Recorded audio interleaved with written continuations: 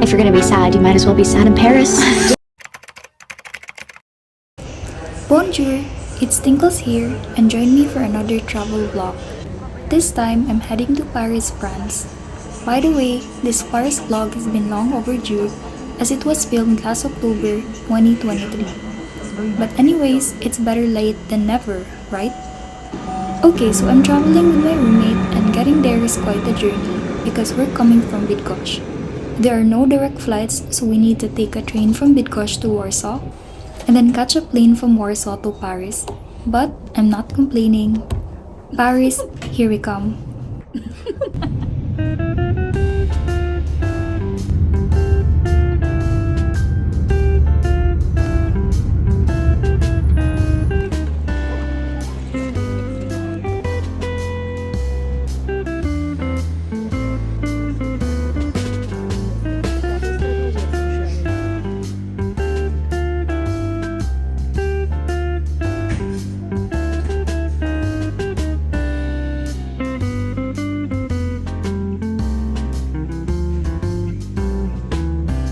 After a 3-hour train ride, 6 hours of waiting, and a 2-hour flight from Warsaw, we have landed in Paris. This is a dream come true, and I was just manifesting this trip when I was in Ho Chi Minh, Vietnam, and now I'm here. So first things first, we need to get out of the airport and head to our hostel to have some rest.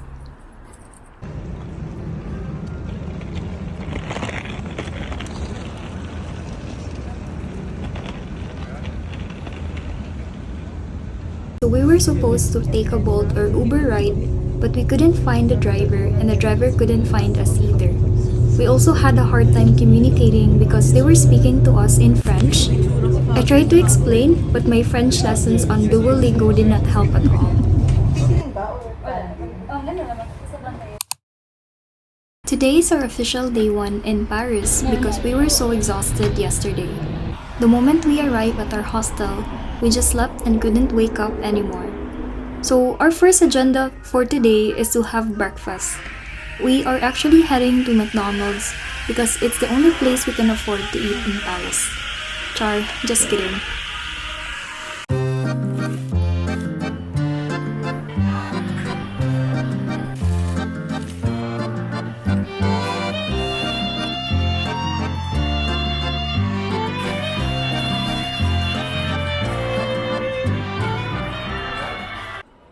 Done with our breakfast, and now we are at the subway station because we are going to our first stop, which is the Eiffel Tower.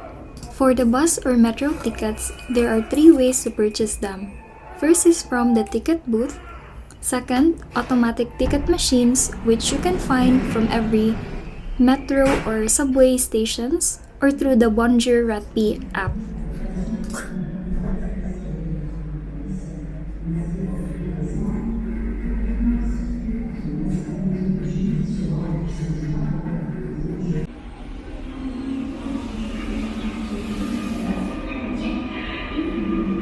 Their metro station is kind of hard to navigate and it's also not the cleanest station. Anyway, we are aware of pickpockets and we are being very careful about our belongings.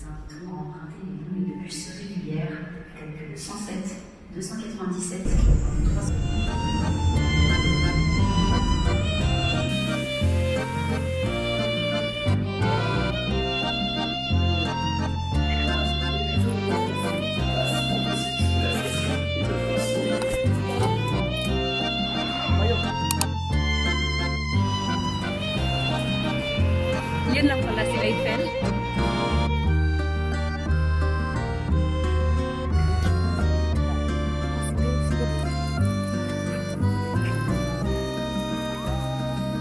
We finally saw the Eiffel Tower, but it started raining the moment we arrived. And there are still many tourists even though it's raining.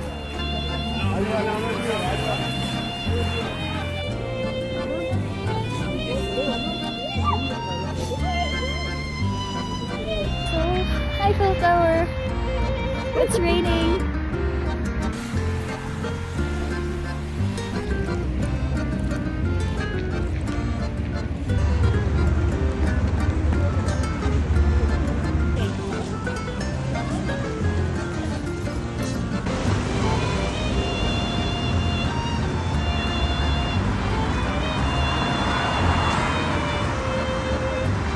Since we are on a budget for this Paris trip, most of the activities we have planned to visit are free.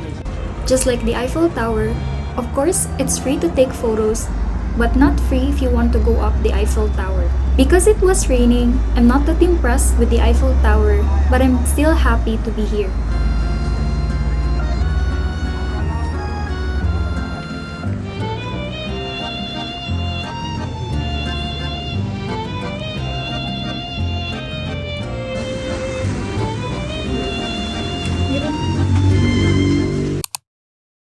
We then went to the Louvre and the rain poured harder, so we quickly took some photos and left. Although we wanted to visit the Louvre Museum, we weren't able to go there because the lines were already long, and I guess you need to book a ticket in advance.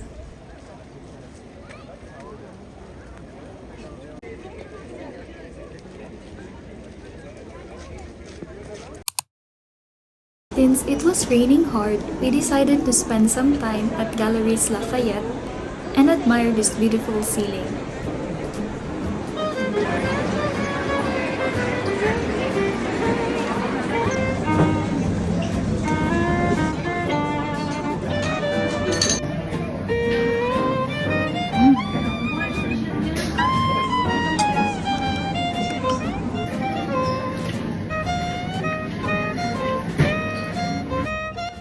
At the rooftop of Galeries Lafayette, you can get a panoramic view of Paris.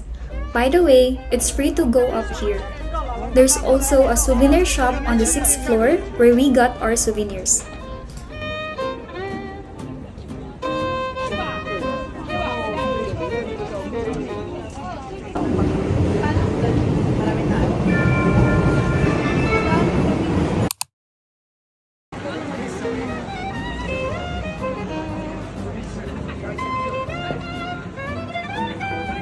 We continued our trip at Montmartre and unfortunately, it was still raining.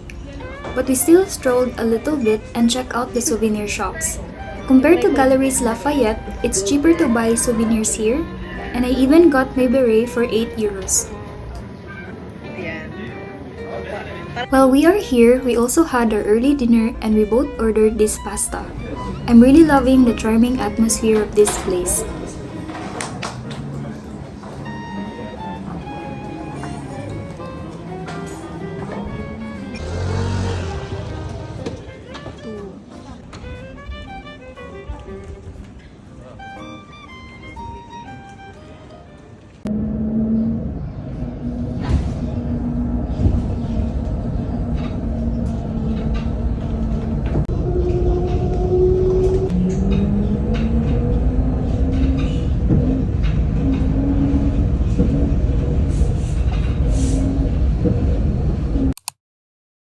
After Montmartre, we decided to go back to the Eiffel Tower to witness its lights at night.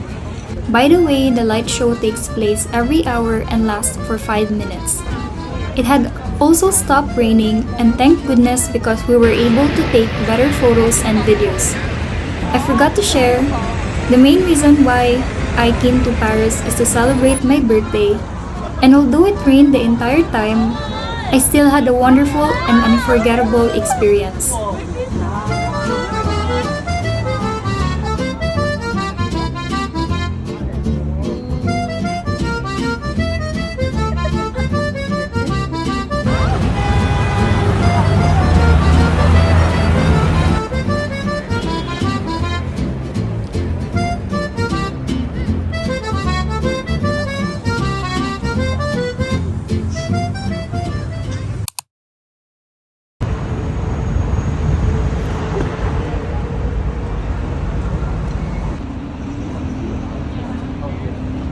We have already checked out from our hostel, and since we have limited time for our day 2, we decided to visit only 2 places today.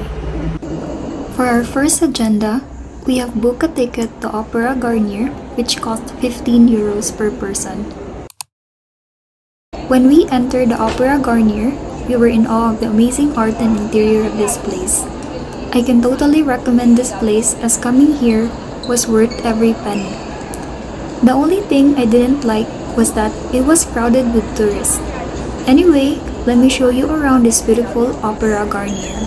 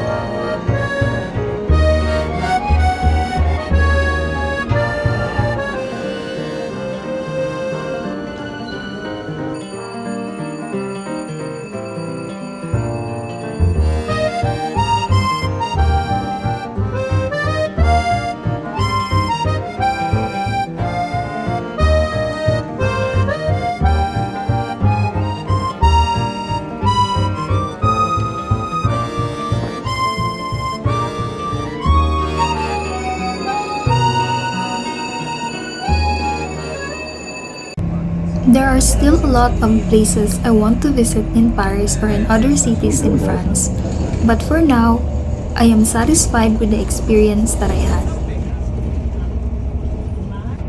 Elke kamer heeft geschilderde plafonnen, muren vol met beelden. Dat is gewoon zo'n. Dat geloof ik minder of ja, dat is zo gezegd. Deze is groot.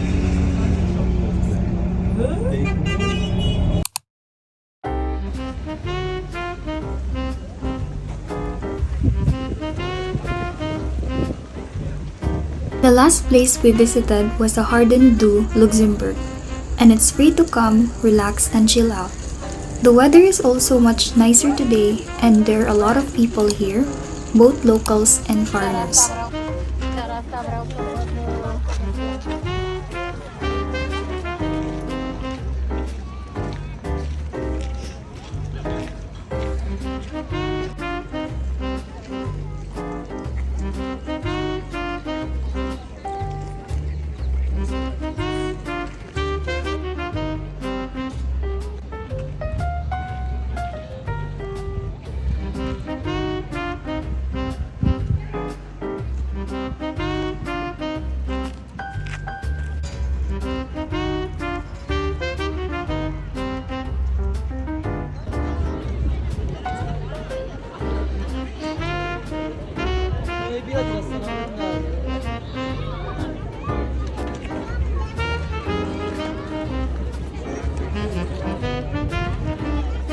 To conclude this trip, I'd like to share my first impressions about Paris. Personally, I find Paris to be somewhat overrated and overly touristy. However, it's undeniably a charming and romantic place, and it feels fulfilling to check it off my bucket list. While I may not romanticize Paris as much anymore, I still want to return here and explore other cities in France, because I believe that there is still so much more to see and experience in this country.